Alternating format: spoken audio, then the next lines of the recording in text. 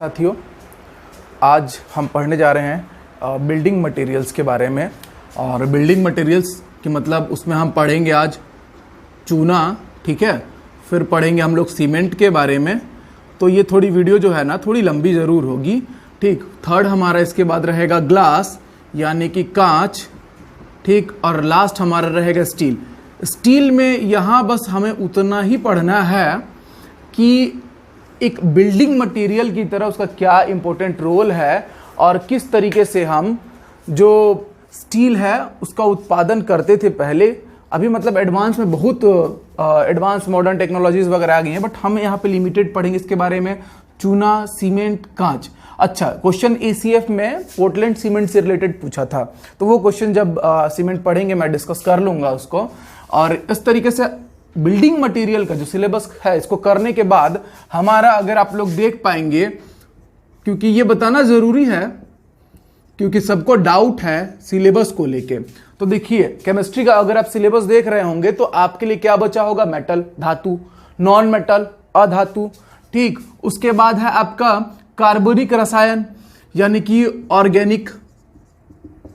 और एक टॉपिक और आपका कुछ बच रहा है जो मैं भूल रहा हूं, मेटल, नॉन मेटल, ऑर्गेनिक्स के अलावा 4 टॉपिक हमारे रह जा रहे हैं केमिस्ट्री के सिलेबस में, ठीक। मेटल, नॉन मेटल, ऑर्गेनिक और एक है आपका मेटलर्जी, धातु कर्म जिसको हम लोग बोलते हैं।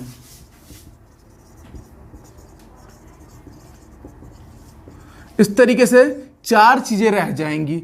तो अब मैं इनको मिटाता हूं कि ये बस बचा था, मैं आपको ऐसे ही जनरली दिखा रहा था कि ये मोस्टली मैं 5 से 6 या 7 वीडियोस में बड़े अच्छे से ना, मतलब कि आपसे एग्जाम में क्वेश्चन बने उतने लायक डील करवा ही दूंगा। तो आज चलिए हम लोग पढ़ते हैं। हमारा टॉपिक है बिल्डिंग मटेरियल्स यानी भवन निर्माण सामग्री। तो हम मुख्यतः जो सिलेबस में है 4 चीजें जिनके बारे में पढ़ने जा रहे हैं, तो उसमें हम पहली चीज है यानी कि लाइम, यानी किसके बारे में पढ़ रहे हैं हम लोग? चूना के बारे में। तो चूना है वो बनाया कैसे जाता है? तो इसको बनाने की जो विधि है वो कहलाती है कैल्सिनेशन। कैल्सिनेशन यानी इसको बोलते हैं हम लोग निस्तापन। और इस विधि में करते क्या है? तो चूना पत्थर जो रहता है, चूना पत्थर को गर्म किया जाता है। चूना पत्थर यानी CaCO3 यानी कि कैल्शियम कार्बोनेट को हम लोग क्या करते हैं? इसको गर्म करते हैं 1000 डिग्री सेल्सियस। कहीं कहीं ये इसमें आप क्या करेंगे? 273 ऐड कर देंगे तो केल्विन में टेम्परेचर 1273 केल्विन आ जाएगा। अब इसको गर्म करने पर क्या होगा? ये CaO और CO2 में टूटेगा। यही होता है आपका लाइम अर्थात चूना। तो इस तरीके से एक चीज और यहां बताने लायक है और वो बड़ी इंपॉर्टेंट है कि जो ये चूना बनने की क्रिया है इसको हम लोग रिवर्सिबल यानी कि क्या बोलते हैं इसको? ये एक किस तरीके का प्रोसेस है? रिवर्सिबल यानी उत्क्रमणीय। ये क्वेश्चन रेलवेज में पूछ चुका है, तो शायद इसके लिए भी क्वेश्चन बन सकता है। साथ ही साथ जो ये CaO आया है चूना, इसको मानव निर्मित चूना बोलते हैं, ठीक। और या इसको बुझा हुआ चूना भी बोलते हैं।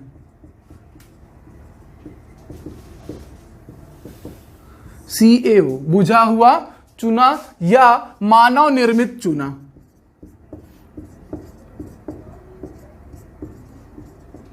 साथ ही साथ मैं बता दूं कि प्राकृतिक रूप से सेडिमेंट्री रॉक्स, अवसादी जो सेल होती हैं वहां से इनको प्राप्त किया जाता है। तो भाई एक पॉइंट आपका ये था। फिर आपने जाना कि कैसा रहेगा ये उत्क्रमणीय। यहाँ पे साइन भी मैंने बनाया हुआ है रिवर्सिबल प्रोसेस का। और साथ ही साथ ये किससे पाया जाएगा? नेचुरली सेडिमेंट्री रॉक्स, ठीक है। यानी कि अवसादी सेल में पाया जाता है प्राकृतिक रूप से। कौन पाया जाता है? चूना। तो इस तरीके से लाइम के बारे में इतना नॉलेज काफी है। यही से क्या होंगे एग्जाम में क्वेश्चंस बनेंगे। तो चलिए आगे देखते हैं। अब इसके बाद जो दूसरा टॉपिक है सीमेंट। चलिए देखते हैं अब सीमेंट को। तो सीमेंट सबसे पहले 1824, ठीक, एक आदमी का नाम आपको याद रखना है, जोसेफ एस्पडीन इनका नाम रहेगा। इन्होंने सबसे पहले सीमेंट की खोज की और उसको नाम दिया पोर्टलैंड सीमेंट, ठीक। तो ये नाम बहुत इंपॉर्टेंट है और खास बात ये एक आप लोग को बताता चलूं मैं कि यही आपके सिलेबस में है भी, और एसीएफ में क्वेश्चन भी पूछा था कि इनमें से कौन पोर्टलैंड सीमेंट में नहीं पाया जाता, और उसमें 4 ऑप्शंस थे। वो क्वेश्चन भी मैं करवाऊंगा, बट हम पहले पढ़ तो ले कि पोर्टलैंड सीमेंट है क्या एक्चुअली में। तो जोसेफ एस्पडीन 1824, और जो कि रहने वाले थे इंग्लैंड के, उन्होंने क्या किया था, इसकी डिस्कवरी की थी। 1840 में इनके जो पुत्र थे, यानी कि जो विलियम एस्पडीन हैं, उन्होंने मॉडर्न पोर्टलैंड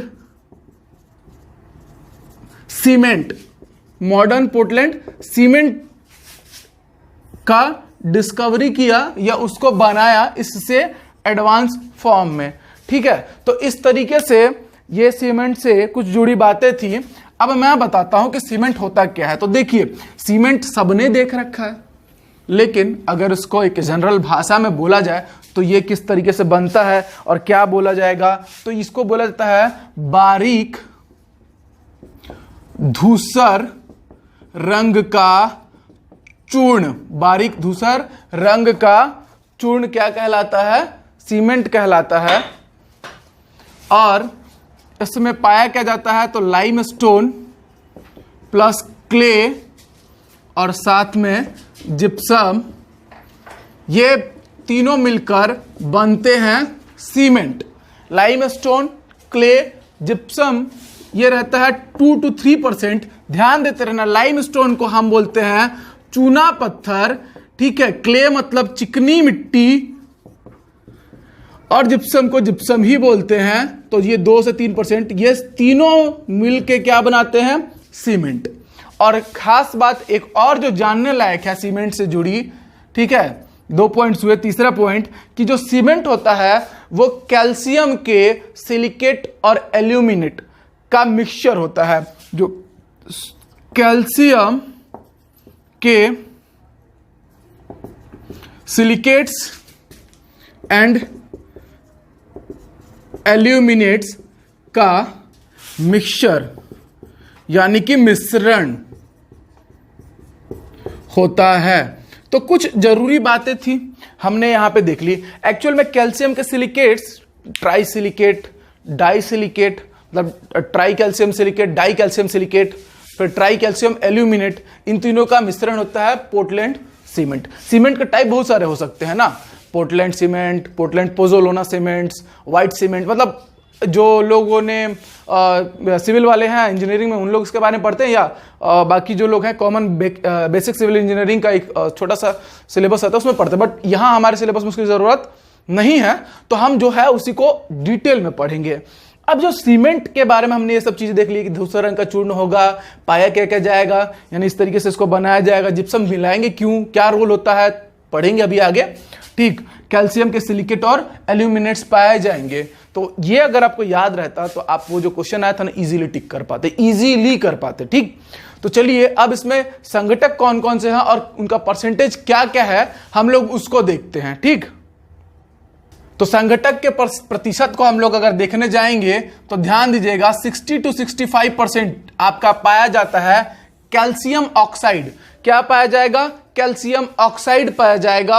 उसके बाद जो सिलिका है वो मिलाते हैं हम 20 से 25%, कितना 20 to 25%। एल्यूमिनियम मिलाते हैं 7.5%, ये जनरल एक ठोक बनाया गया है, रेशियो आप देखते जाइए। मैग्नीशियम मिलाया जाता है MgO 2.5%।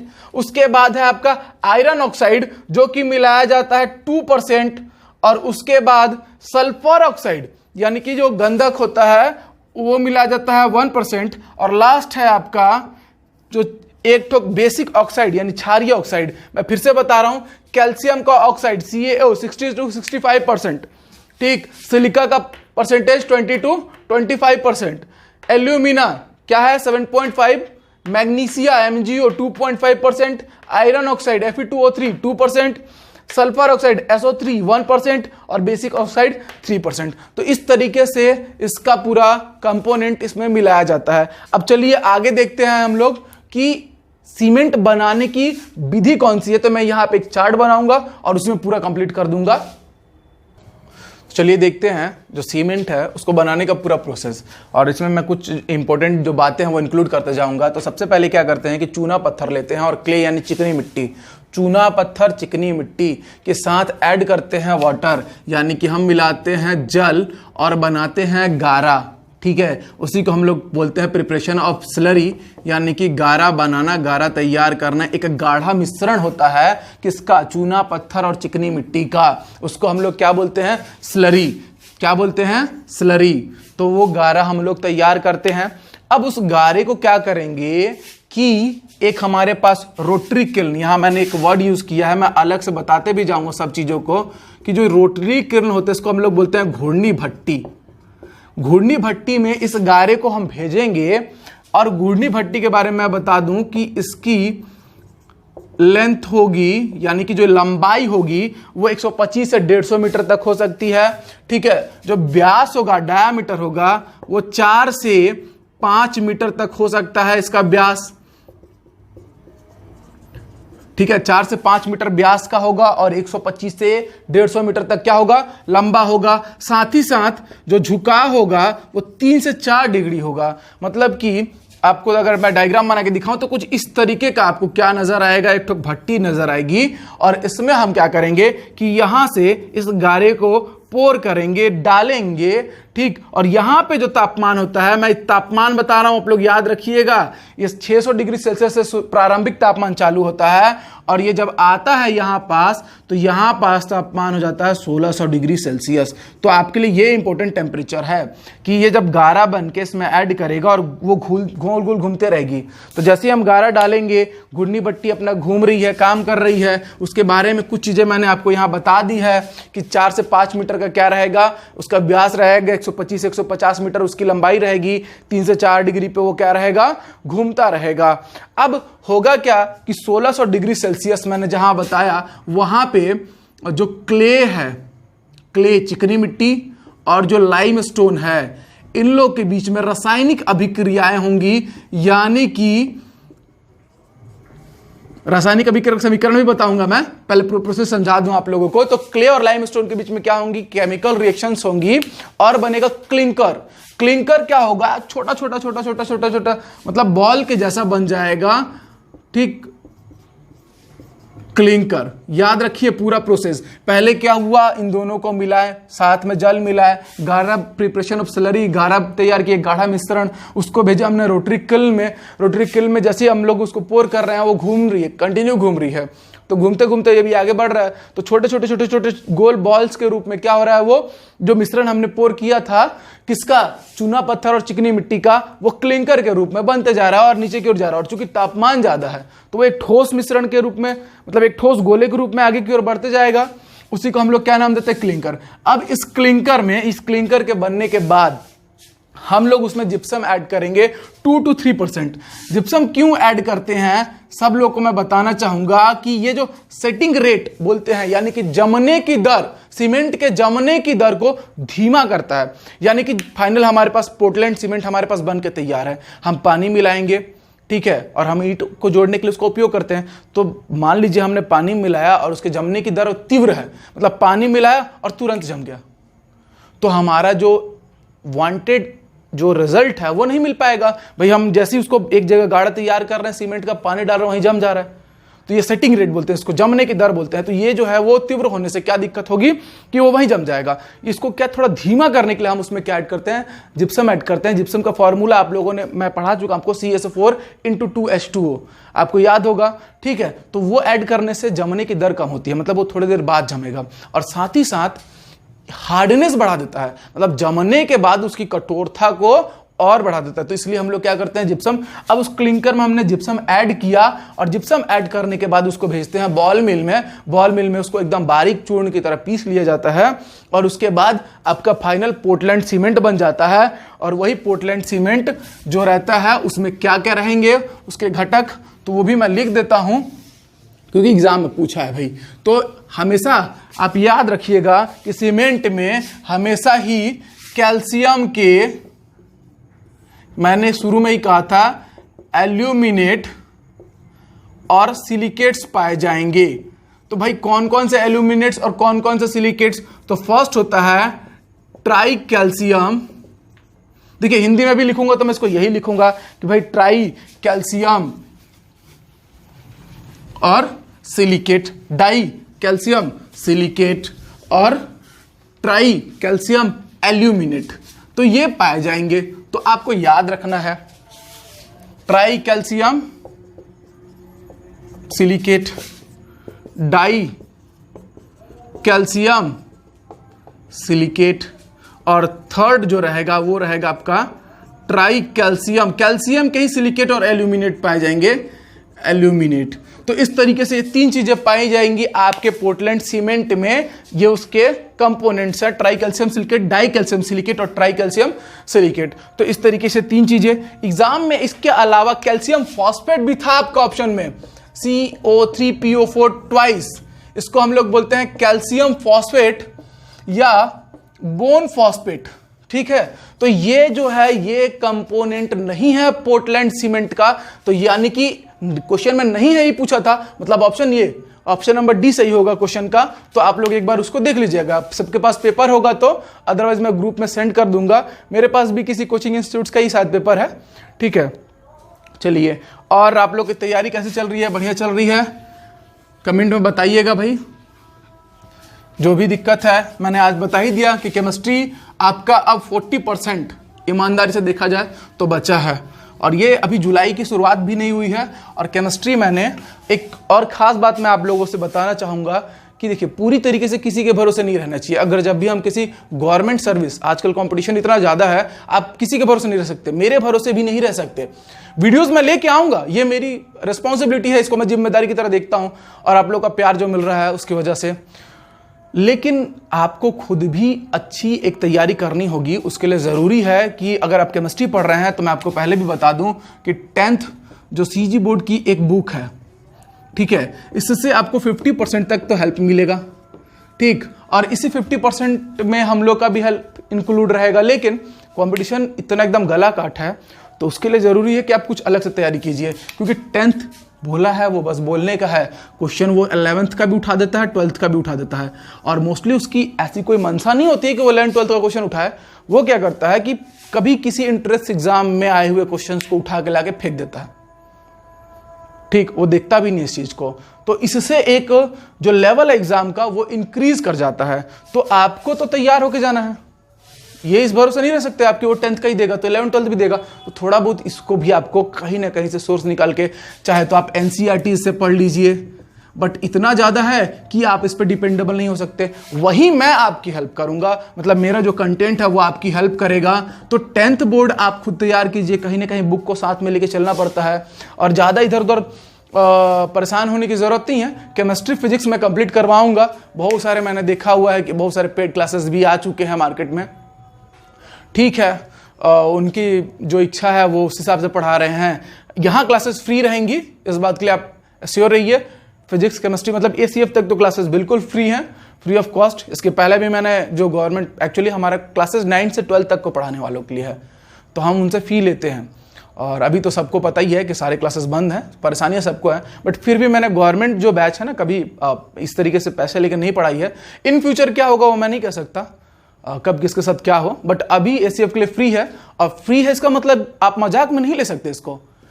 कंटेंट और क्वेश्चंस और लेवल वो मेंटेन किया जा रहा है, लेकिन साथ में आप लोगों का सपोर्ट चाहिए। और आज रिसेंटली हम लोग 1000 सब्सक्राइबर हुए हैं, तो इसके लिए आप सभी को बहुत बहुत बहुत धन्यवाद। ये आप लोग के ही देन है। तो इसी तरीके से प्यार बना के रखिए, और मैं अपना सपोर्ट, आप लोग का सपोर्ट मुझे मिले, और मैं कंटेंट वीडियो जो भी रहेगा और उतने ही अच्छे मनोबल के साथ, कुछ भी हो जाए मैं आप लोग के लिए लेके आऊँगा, ठीक है। चलिए तो आगे देखते हैं। तो चलिए, जो सीमेंट है उसमें जो कौन कौन से केमिकल रिएक्शंस होंगे उसको हम लोग देखते हैं। तो सीमेंट में मैंने बोला था कि लाइमस्टोन यानी कि चूना पत्थर, साथ में किसको बोला था? क्ले यानी चिकनी मिट्टी, इसको हम लोग क्या करेंगे, गर्म करेंगे यानी कि हीट करेंगे, तो क्या बनेगा हमारा सीमेंट।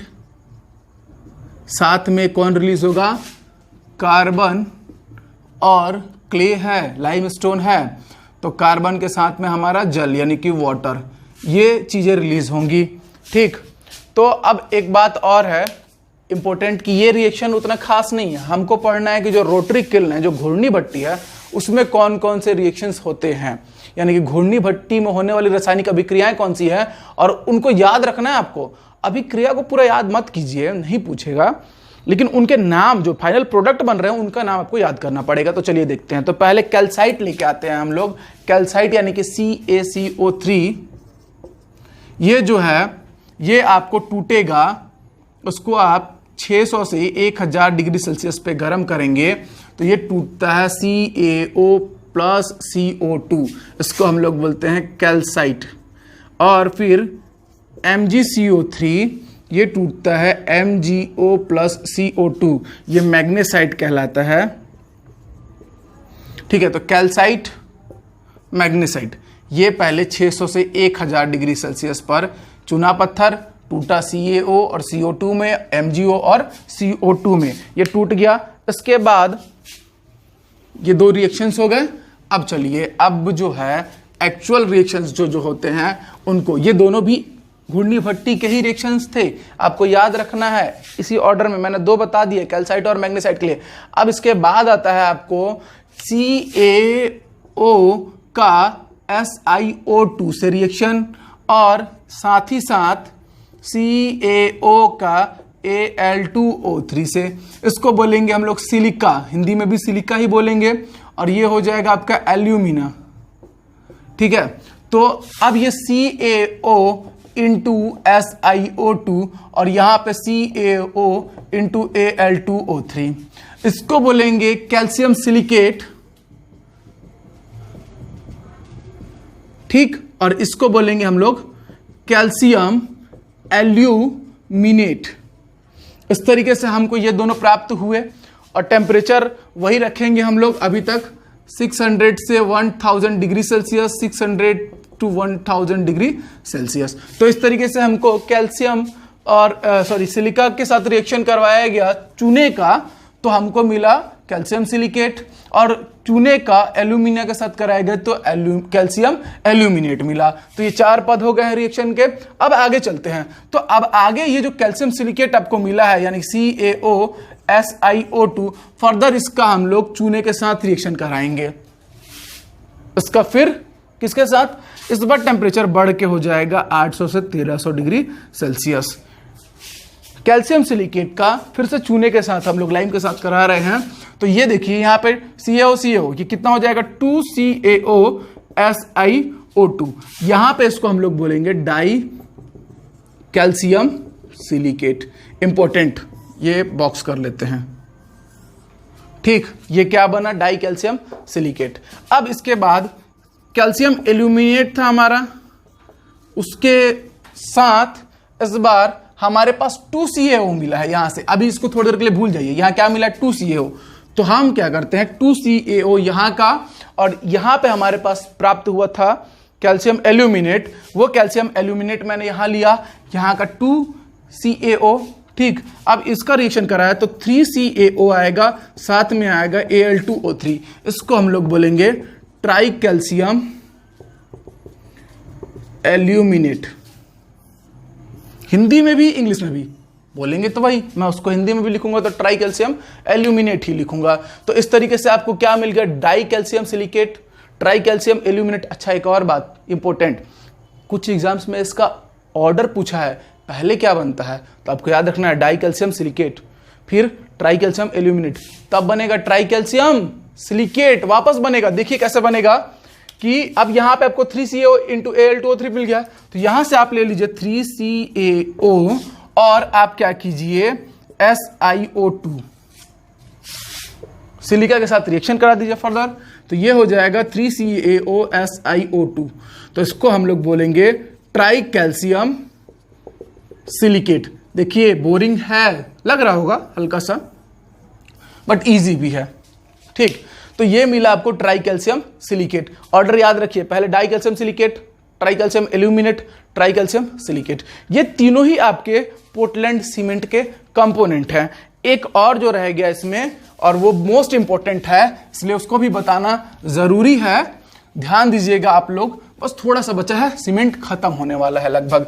और एक इंपॉर्टेंट नोट रह गया है, उसको बता दूंगा मैं, कि अब अगर 4CaO Al2O3 और हम लोग इसको Fe2O3 के साथ करा दें तो इसको ये बनता है टेट्रा कैल्शियम,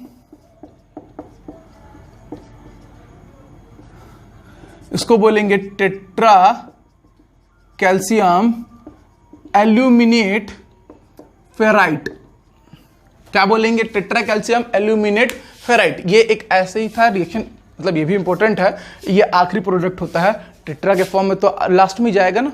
तो इस तरीके से आपके पास ये तीनों बहुत इंपॉर्टेंट है, और यही तीनों पोर्टलैंड सीमेंट के कंपोनेंट्स भी होते हैं, ठीक है।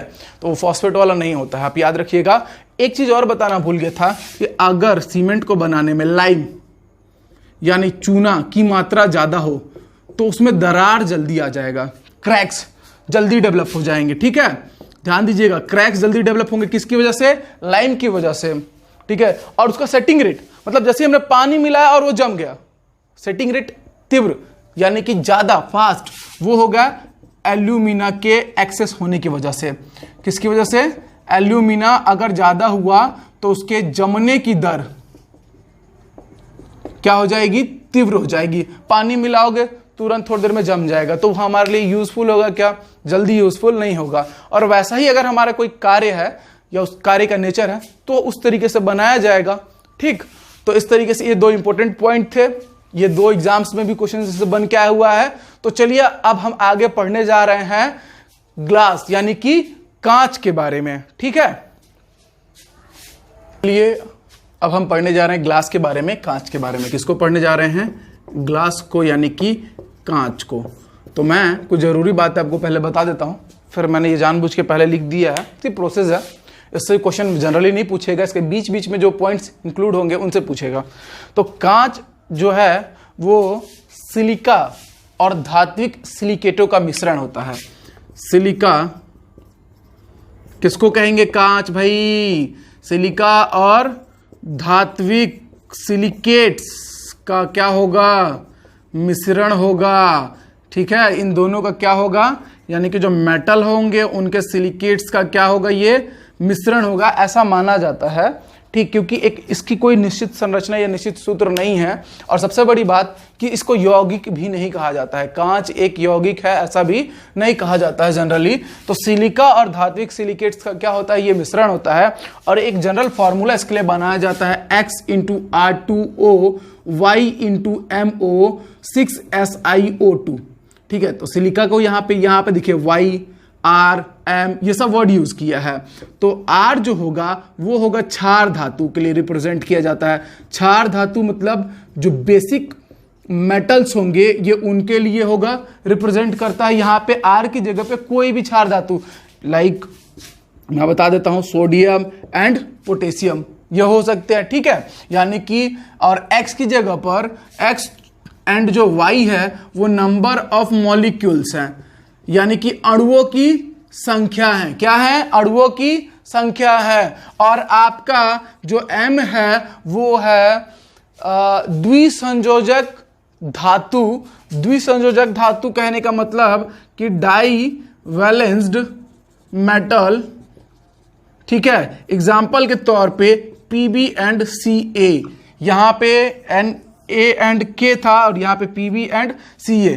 तो इस तरीके से आपको क्या क्या मिल गया। और ये जनरल फॉर्मूले में आप रखिएगा, x y की वैल्यू कुछ भी हो सकती है, नंबर ऑफ मॉलिक्यूल्स।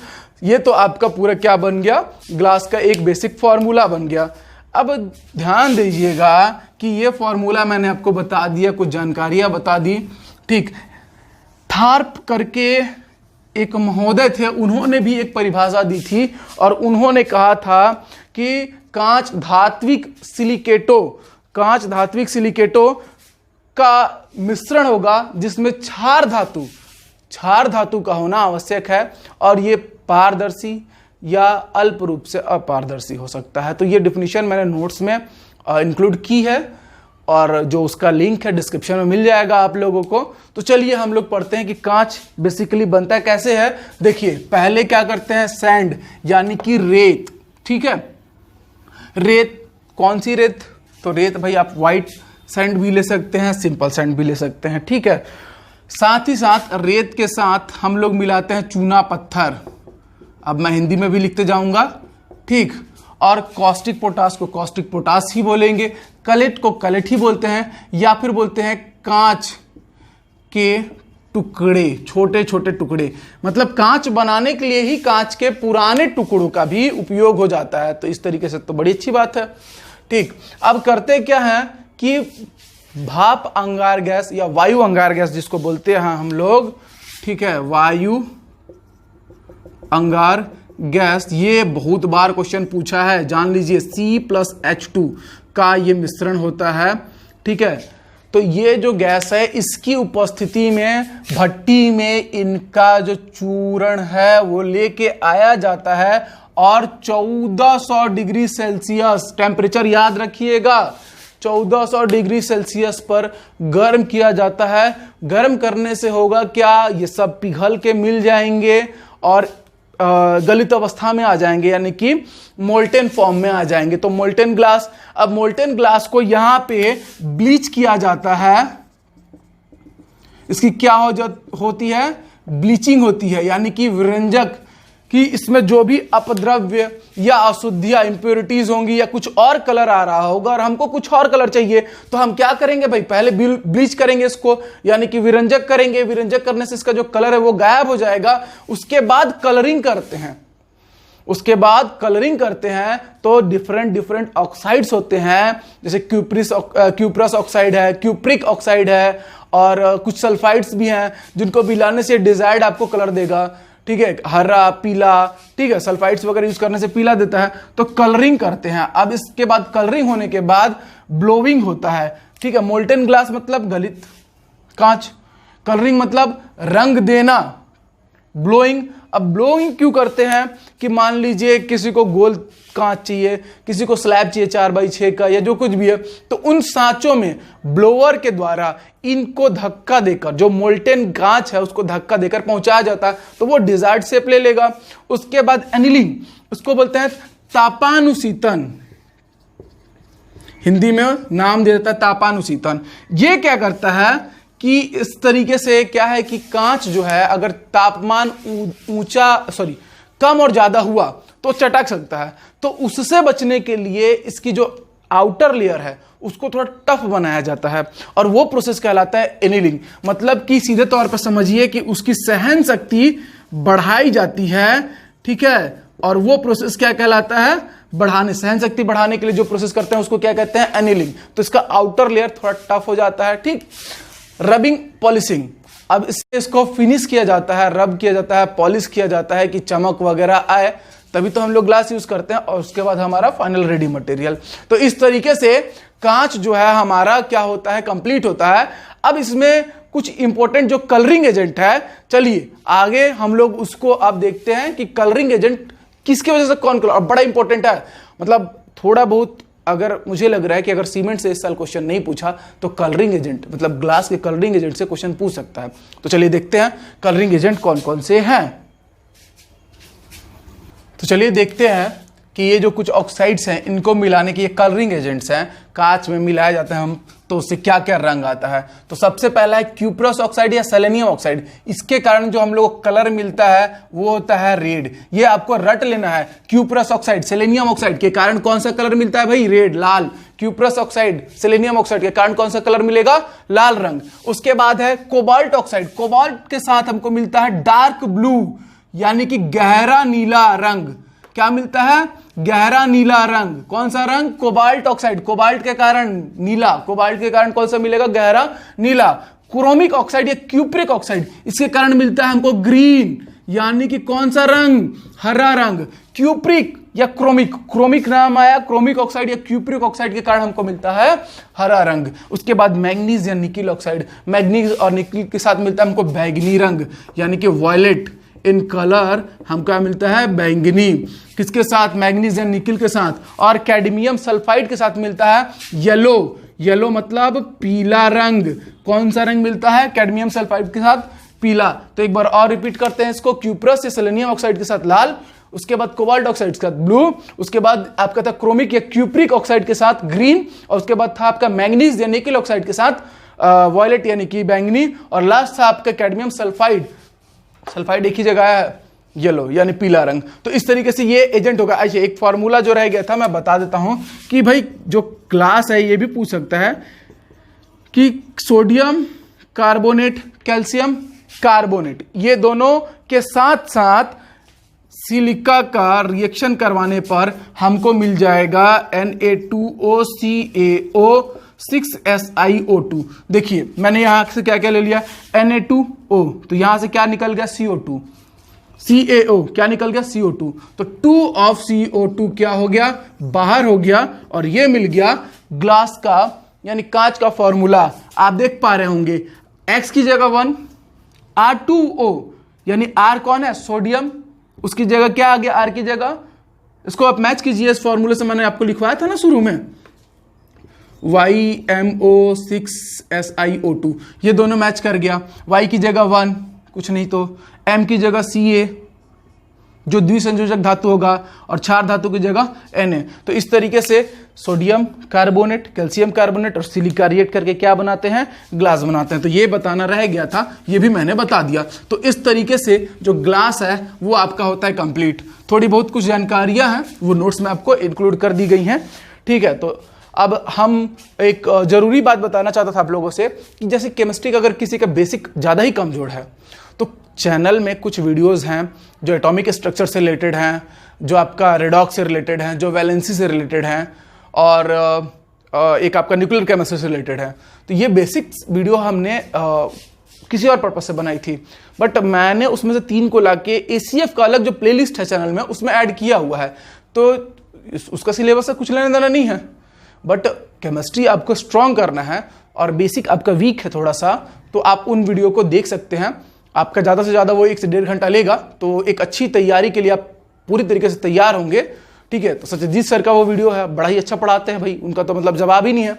तो इस तरीके से हमने कलरिंग एजेंट देख लिया ग्लास का। अब हम चलिए आगे देखते हैं स्टील, ठीक। तो चलिए आगे बढ़ते हैं। चलिए अब पढ़ते हैं हम लोग स्टील यानी कि इस्पात को। बिल्डिंग मटेरियल का ये लास्ट टॉपिक है और इसको बड़े अच्छे से पढ़ना है हम लोग को। तो स्टील जो है वो किसको बोलेंगे, तो जो आयरन होता है उसमें अगर हम कार्बन मिला दे कुछ परसेंटेज में तो वो बन जाता है स्टील। यानी कि लोहा में मिला दिया जाए कार्बन तो ये बन जाता है आपका इस्पात, ठीक है। तो अब एक बात बताता हूं कि इसमें परसेंटेज क्या रहेगा। तो 98 to 99.75% रहेगा आपका आयरन, ठीक है। और कार्बन का जो परसेंटेज है 0.25 से लेकर 2% तक हो सकता है कार्बन। तो ये आपका इसका कंपोनेंट के रूप में मैंने आपको यहाँ पे परसेंटेज भी बता दिया है। आयरन और कार्बन इस तरीके से मिलाया जाएगा तो क्या बन जाएगा, स्टील बन जाएगा। अब डायरेक्ट आते हैं कि भाई स्टील जो इस्पात बनाना है हमको, तो इसको बनाने का कौन कौन सा विधि हो सकता है, ठीक। तो पहले मैं बता दूं कि लोहे के 2 टाइप होते हैं, एक होता है पिटवा लोहा और एक होता है ढलवा लोहा। पिटवा लोहा यानी कि रॉट आयरन, ठीक है। आप लोग देख पा रहे होंगे साफ साफ, इसको शायद मार्कर चेंज कर लेते हैं। और दूसरा होता है आपका ढलवा लोहा, इसको हम लोग बोलते हैं कास्ट आयरन, ठीक है। तो जो पिटवा लोहा है उसके लिए उससे इस्पात बनाने की जो विधि है उसको हम लोग नाम देते हैं सीमेंटेशन मेथड या प्रोसेस, जो भी आप बोलिए, ठीक है। तो इसको आप याद रखिएगा, हिंदी में भी इसको यही नाम दिया जाता है। पिटवा लोहा यानी रॉट आयरन से जब इस्पात बनाते हैं उस विधि को क्या नाम देते हैं, सीमेंटेशन। इसमें करते क्या है कि एक भट्टी रहेगी बॉक्स नुमा, उस बॉक्स नुमा भट्टी में हम लोग क्या करते हैं कि पिटवा लोहा का रॉड या सरिया क्या करते हैं, उसमें एक जगह बिछा दिया जाता है, कोयले को जलाया जाता है, कोयला जलेगा तो वो बनाता है कार्बन मोनोऑक्साइड।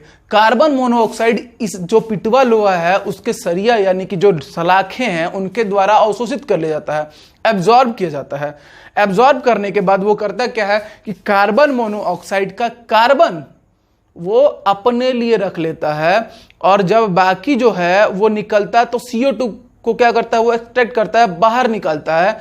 और जब CO2 बाहर निकालता है तो फफोले पड़ जाते हैं, यानी कि फफोले यानी कि ब्लिस्टर्स, ठीक है। तो उसको फफोलेदार इस्पात भी बोलते हैं पिटवा लोहा में, ठीक। तो अब वहां पे उसको कार्बन मिल गया, तो कार्बन और पिटवा लोहा मिलकर क्या बन गए भाई, इस्पात बन गए। तो ये प्रोसेस था सीमेंटेशन। इसके लिए जो कास्ट आयरन है इसको हम लोग को डिटेल में पढ़ना है। इसके लिए जो 2 प्रोसेस यूज होते हैं, पहला होता है आपका बेसेमर प्रोसेस, और एक और बात बता दो इंपॉर्टेंट कि बेसेमर में 2 प्रोसेस होते हैं। पहला होता है एसिडिक बेसेमर, और एसिडिक बेसेमर में भी आपको बता दूं कि भाई इसमें सिलिका का लेयर यूज करते हैं, इसलिए इसको एसिडिक बेसेमर बोलते हैं। और जो दूसरा है उसमें चूना और मैग्नीशिया का लेयर यूज करते हैं, उसको हम लोग बेसिक बेसेमर बोलते हैं। ध्यान देना आप लोग कि एसिडिक यानी अम्लीय बेसेमर प्रोसेस प्रक्रम और क्षारीय बेसेमर प्रक्रम। लेकिन अच्छा, कास्ट आयरन वाला मैंने 2 बताया था, तो एक होता है खुले तल की सीमेन मार्टिन भट्टी, यानी कि बाय सीमेन मार्टिन प्रोसेस,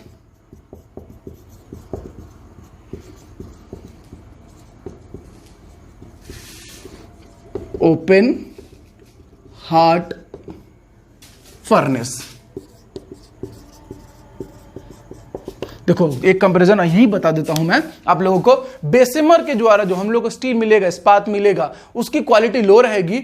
और सीमेन मार्टिन ओपन हार्ट फर्नेस यानी कि सीमेन मार्टिन के खुले तल वाली जो भट्टी होगी, उससे हम जिसको बनाएंगे वो बड़े ही उच्च कोटि का होगा। उसमें जो कार्बन का परसेंटेज रहेगा वो हमारे द्वारा डिजायर्ड, जो हम चाहेंगे जितना चाहेंगे उतना इंक्लूड कर पाएंगे। तो ये बेस्ट है और ये बेस्ट नहीं है, बट पढ़ना हमको दोनों है। तो चलिए हम लोग पढ़ते हैं बेसेमर प्रोसेस को। बेसेमर प्रोसेस में हम लोग पहले एक छोटी सी जानकारी देख लेते हैं कि जो बेसेमर है उसको बनाया था 1885 में। बेसेमर भट्टी होती है एक ठो जनरली, ठीक है, जिसको आप हॉरिजॉन्टल और वर्टिकल दोनों कर सकते हो। हॉरिजॉन्टल करके उसमें मटेरियल्स फिल किए जाएंगे और फिर वर्टिकल करके फिर गलन वगैरह बाकी जो क्रियाएं हैं वो उसमें होंगी। तो 1885 में, कब 1885 में हेनरी बेसेमर, उन्हीं महोदय के नाम पे इसको नाम भी दिया गया है, हेनरी बेसेमर ने इसको क्या किया था, इन्वेंट किया था, ठीक। तो हेनरी बेसेमर ने इसको बनाया था, बेसेमर प्रोसेस को। अब इसके बाद हम बेसेमर में जो बेसिकली पहला है उसको पढ़ने चलते हैं, और पहला है आपका एसिडिक बेसेमर, यानी कि अम्लीय बेसेमर प्रोसेस, यानी कि प्रक्रम। मैं एक चीज और बताना चाहूंगा यहां पे कि जब हम पिटवा लोहा का हमने देख लिया, अब इसको बनाने जाएंगे तो इसमें जो ढलवा लोहा रहता है, कास्ट आयरन रहता है, इसमें कार्बन, किसमें, कास्ट आयरन में कार्बन और सल्फर, सॉरी मेरे को कार्बन लिखना चाहिए था, मैं कास्ट आयरन लिख दिया, कार्बन और सल्फर यानी गंधक के अपद्रव्य की अशुद्धियां पहले से मौजूद रहती हैं। तो देखो इसको दूर करना है। तो जो बेसेमर प्रक्रम है, चाहे वो एसिडिक हो या बेसिक हो, इसमें हम लोग इनको ऑक्सीकृत करने के लिए एयर यूज करते हैं, हवा का प्रयोग करते हैं। और सीमेन मार्टिन की जो भट्टी होती है उसमें हम Fe2O3 हेमेटाइट का प्रयोग करते हैं, इसलिए वो बेस्ट है। समझ में आ रहा है आप लोग? ये छोटी छोटी बातें याद रखिए, क्वेश्चंस बनते हैं इससे। तो यहां पे कार्बन और सल्फर का जो ऑक्सीकृत करने का काम होगा, अपद्रव्य जो इनके होंगे, कि अपद्रव्य यानी कि जो इंप्यूरिटीज होंगी उनको ऑक्सीकृत किया जाएगा, किसके द्वारा, एयर के द्वारा, हवा के द्वारा, ठीक है। तो ये एसिडिक प्रोसेस और बेसिक प्रोसेस दोनों में होगी ये घटना, बट मैंने बता दिया। अब एसिडिक प्रोसेस और बेसिक प्रोसेस में क्या डिफरेंस रहेगा उसको हम साथ साथ पढ़ते हुए देखते हैं।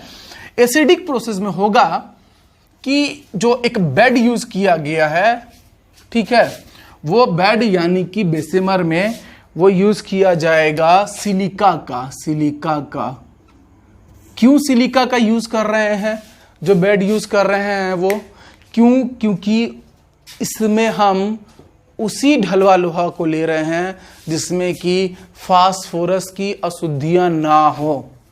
फास्फोरस की अशुद्धियां ना हो, ऐसे कास्ट आयरन को लेके इस प्रोसेस के द्वारा इस्पात में कन्वर्ट यानी स्टील में कन्वर्ट किया जाएगा। तो सिलिका का बेड यूज होता है। अब इस सिलिका के बेड यूज होने से क्या होगा कि ये जो सिलिका है वो एयर आया था उससे क्रिया करेगी और बनाएगी सिलिकॉन ऑक्साइड यानी SiO2, ठीक। और साथ में मैंगनीज हम लोग यूज करते हैं और वो बना लेगा 2MnO मैग्नस ऑक्साइड। देखिए ध्यान दीजिए, रिएक्शंस पे उतना जोर नहीं देना है, बट नाम याद रखना है आपको। ये दोनों बनेंगे और जैसे ही ये दोनों बनेंगे जब प्रोसेस चालू होगा, ठीक, तो अब ये दोनों आपस में मिल जाएंगे यानी कि MnO प्लस Si2 ये बना लेगा MnSiO3, ठीक है, मैग्नीज सिलिकेट। ये बनाएगा मैग्नीज सिलिकेट और इसको बोलते हैं हम लोग स्लैग, या हिंदी में बोलते हैं, आप लोगों ने सुना होगा, याद भी होगा, क्लास 10th में पढ़ा भी होगा, स्लैग यानी धातुमल। धातुमल मतलब धातु का वेस्ट, और वो क्या होगा, बाहर निकाल दिया जाएगा। तो इस तरीके से जब एयर में हम लोग क्या करते हैं, ऑक्सीकरण करते हैं, तो ये चीजें होती हैं। कार्बन के अपद्रव्य और सल्फर के अपद्रव्य को क्या करने के लिए, ऑक्सीकरण करने के लिए सिलिका और मैग्नीज भी हमने ऐड किया होता है। तो इस तरीके से स्लैग बाहर आ गया। जो बच गया, जो शुद्ध, जो हमारे पास जो शेष, हमारे पास जो लोहा बच गया, उसमें हम क्या ऐड करते हैं, कार्बन। कार्बन परसेंटेज हमारा जो डिजायर्ड परसेंटेज रहेगा उसके अकॉर्डिंग हम उसमें कार्बन ऐड करेंगे, और कार्बन ऐड करते ही लोहे में क्या बन जाता है, स्टील। तो उस कार्बन में हम लोग यूज करते हैं स्पीगेल, उसको बोलते हैं हम लोग स्पीगेल, स्पीगेल भी बोलते हैं। तो उसको क्या करेंगे, ऐड करेंगे, ठीक। तो इस तरीके से हमको क्या मिल जाएगा, इस्पात मिल जाएगा, यानी कि स्टील मिल जाएगा। तो यही था। और देखो एसिडिक और बेसिक वाले में डिफरेंस यही है कि यहाँ पे इसका बेड यूज होता है और वहां पे चूने और मैग्नीशिया का, ठीक है। यहां पे मैंने आपको क्या बोला कि जो आपके पास जो कास्ट आयरन है यानी ढलवा लोहा, और साथ में उसमें कौन मिला दिया जाएगा, स्पीगेल, ठीक। तो वो क्या देगा आपको, स्टील यानी कि इस्पात। तो ये था आपका एसिडिक बेसेमर प्रोसेस, ठीक है। चलिए अब हम देखते हैं बेसिक बेसेमर प्रोसेस को। चलिए अब हम पढ़ने जा रहे हैं बेसिक बेसेमर प्रोसेस यानी क्षारीय बेसेमर प्रक्रम। तो इसमें क्या होता है, इसको क्यों यूज करते हैं, पहले तो मैंने बताया दोनों में डिफरेंस। वहां पे बेड किसका रहेगा, सिलिका का स्तर जो लगे रहेगा, और यहाँ पे चूना और मैग्नीशिया का। मैंने उसको शुरू करने वक्त भी बताया था, फिर बता रहा हूं। यहाँ पे किसका लेयर यूज करेंगे कि लेयर जो यूज होगा वो लाइम, चूना और मैग्नीशिया का। मैं थोड़ा बहुत इंग्लिश थोड़ा बहुत हिंदी दोनों मिक्स करके ही लिखते रहता हूं कि जिससे दोनों में से किसी के साथ पार्शियलिटी ना हो। तो चूना यानी लाइम और मैग्नीशिया, ठीक है, इन दोनों का लेयर यूज होता है। दिक्कत क्या है कि हम एसिडिक और बेसिक में इसको क्लासिफाई कर रहे हैं। मैंने वहां कहा था आपको कि फास्फोरस के साथ साथ सल्फर यानी गंधक की अगर अशुद्धि हो तो उसको एसिडिक प्रोसेस में, अगर कास्ट आयरन में फास्फोरस और गंधक की अशुद्धि हो तो एसिडिक प्रोसेस हम लोग यूज नहीं करते हैं। उसके लिए हम कौन सा प्रोसेस यूज करते हैं, बेसिक बेसेमर प्रोसेस, ठीक है। तो क्यों करते हैं, क्लियर हो गया होगा आप लोग को, ठीक है। कमेंट में जरूर बताइएगा इस बात को। तो यहां पे हम लोग किसकी अशुद्धियों की वजह से ऐसा कर रहे हैं भाई, तो फास्फोरस एंड सल्फर, ये दोनों की क्या है, इंप्यूरिटीज हैं, इसमें मिली हुई अपद्रव्य मिले हुए हैं कास्ट आयरन में, इस वजह से ऐसा करते हैं। अब रिएक्शन क्या होगा, तो रिएक्शन होगा चूंकि फास्फोरस मिला हुआ है तो वो क्या करेगा, ऑक्सीजन के साथ क्रिया करके P2O5 बना लेगा। 4P है तो 2P2O5 हो जाएगा। तो इस तरीके से देखिए, चूंकि मैंने बोला था यहां पे अपद्रव्य को ऑक्सीकृत करने के लिए किसका प्रयोग करते हैं, एयर का। एयर में रहेगा ऑक्सीजन, तो 5 मॉलिक्यूल्स इसका, फास्फोरस का 4, 2P2O5, ठीक है। तो फास्फोरस पेंटाऑक्साइड बनने के बाद होगा क्या कि ये जो है पेंटाऑक्साइड यानी कि P2O5 जो है वो रिएक्ट कर लेगा चूने के साथ, यानी कि हम इसको क्या करते हैं 3CaO P2O5, 3 ऑक्सीजन मॉलिक्यूल्स और ये 8 ऑक्सीजन मॉलिक्यूल, 2p2 तो अब ये बना देगा Ca3PO4 ट्वाइस, Ca3PO4 ट्वाइस। इसको हम लोग बोलते हैं कैल्शियम फॉस्फेट। इस वीडियो में मैंने बहुत बार इसका जिक्र किया है, ठीक है। तो कैल्शियम फॉस्फेट, और ये होगा क्या, ये होगा धातुमल, या अर्थात इसको हम लोग बोलेंगे स्लैग, और स्लैग हमारे किसी काम का नहीं होगा, इसको बाहर निकाल दिया जाएगा। अब हमारे पास जो ढलवा लोहा बच गया शेष, उसमें जो भी इंप्योरिटीज थी उसको हम निकाल चुके हैं। अब उसमें हम लोग स्पीगल ला के ऐड कर देंगे डिजायर्ड के अकॉर्डिंग। स्पीगल क्या होता है, तो लोहा, कार्बन और मैग्नीज का मिश्र धातु होता है। मैंने वहां पे स्पीगल की जिक्र किया था, तो ये होता है लोहा, कार्बन और मैग्नीज का एलॉय होता है। एलॉय मतलब उसका मिश्र धातु होता है ये स्पीगल। तो वापस से कास्ट आयरन में इसको ऐड करेंगे और क्या बन जाएगा, इस्पात बन जाएगा। तो इस तरीके से हमने देख लिया कि पिटवा लोहा और ढलवा लोहा को किस तरीके से, ढलवा लोहा का जो बेस्ट वाला प्रोसेस है, अब वो पढ़ने जा रहे हैं हम लोग सीमेन मार्टिन के खुले तल की भट्टी। अब हम लोग पढ़ेंगे सीमेन मार्टिन ओपन हार्ट फर्नेस के बारे में। तो सीमेन मार्टिन ओपन हार्ट फर्नेस के बारे में हम पढ़ने जा रहे हैं, ठीक है, यानी कि सीमेन मार्टिन के खुले तल की भट्टी। तो इसमें होगा क्या, ये जो है इसको कहा जाता है कि इस्पात बनाने की आधुनिक विधि है। क्या है ये, आधुनिक विधि है, यानी कि ये एडवांस्ड मेथड है स्टील को मैन्युफैक्चर करने की, ठीक। दूसरा पॉइंट कि इसमें जो ऑक्सीकरण होता है, यानी ऑक्सीडाइजिंग होता है, ऑक्सीकरण जो होता है वो वायु यानी कि एयर के द्वारा नहीं करवा के हम करवाते हैं हेमेटाइट के द्वारा, यानी कि Fe2O3 के द्वारा ऑक्सीकरण करवाया जाता है। जो भी सल्फर सिलिकॉन की जो अशुद्धियां होंगी उसको भी क्या करेगा, ये अवशोषित करके बाहर निकालेगा Fe2O3। साथ ही साथ इसके बारे में कहा जाता है, या इस प्रोसेस में जो होता है, इसमें वहां पे एक बेड था सिलिका का एसिडिक बेसेमर में, ठीक, और इस वाले में था लाइम एंड मैग्नीशिया का बेसिक बेसेमर प्रोसेस में। इसमें दोनों के बेड होते हैं, सिलिका का बेड भी होता है यानी लेयर होता है, अस्तर लगा होता है, और लाइम यानी चूना और मैग्नीशिया का अस्तर भी लगा होता है, ठीक। जो गर्म करते हैं इसमें वायु अंगार गैस के द्वारा करते हैं हम गर्म, और वायु अंगार गैस के बारे में मैंने बताया हुआ है कि C+H2 का क्या होता है, मिश्रण होता है। टेम्परेचर जो है इस प्रोसेस में वो 1800 डिग्री सेल्सियस होता है।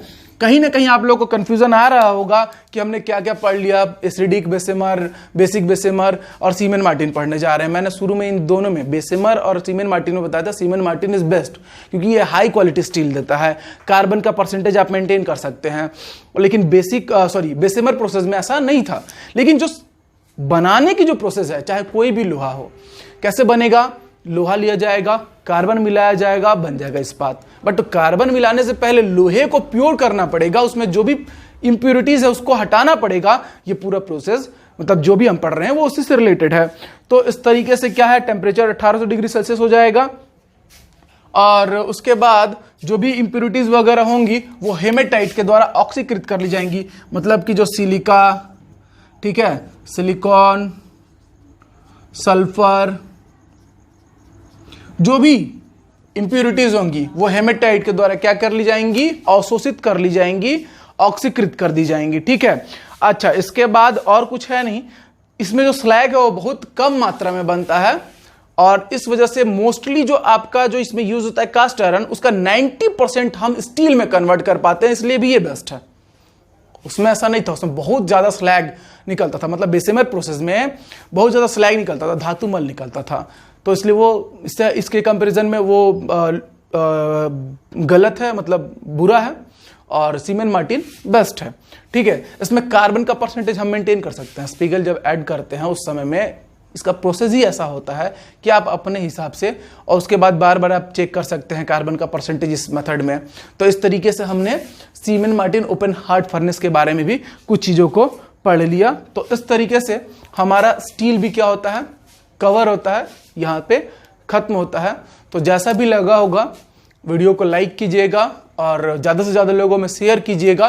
वीडियो लंबी है, देखिए हम लोग जो वीडियो लेके आते हैं उसमें कंटेंट पूरा भर भर के होता है, तो एक दिन के बाद भी अगर वीडियो आती है तो उसकी लेंथ देखिए आप लोग 40 प्लस ही रहता है, 40, 45 मिनट, 50 मिनट, 1 आवर 10 मिनट्स रहते हैं। और बाकी जगह अपने वीडियोस देखा होगा 10 मिनट, 15 मिनट, 20 मिनट।